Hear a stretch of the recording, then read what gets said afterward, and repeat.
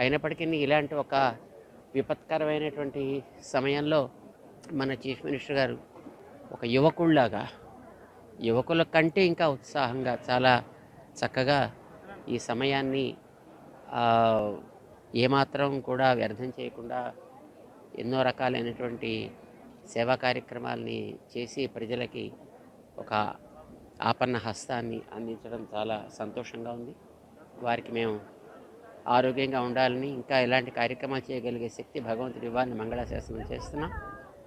గతంలో విశాఖపట్నంలో హుడ్హుడ్ వచ్చినప్పుడు ఎంత శీఘ్ర గతిలో దాన్ని మళ్ళీ పునరుద్ధరణ చేశారు. ఈసారి ఈ విజయవాడ పరిసర ప్రాంతాలని కూడా అంత శీఘ్రగతిలోనూ పునః వాటి యొక్క స్థితికి తీసుకురాగలగడంతో పాటు ఈ 3-4 రోజుల్లో మన సీఎం గారు చేసేటటువంటి ఈ బాధిత పీడిత వ్యక్తుల యొక్క సౌకర్యాలు అయితేనేమి, జాగ్రత్తలు తీసుకునే విషయంలో అయితే వారు చూపించేటటువంటి చొరవ, అర్ధరాత్రులు కూడా వారు తిరిగేటటువంటి ఆ ఓపిక చాలా ఆశ్చర్యాన్ని కలిగిస్తుంది. భగవంతుడు వారికి ఆ శక్తిని మరింతగా ఇచ్చి చక్కగా వారి చేత ఈ కార్యక్రమం బాగా చేయాలి అని మేము ఆశిస్తాం.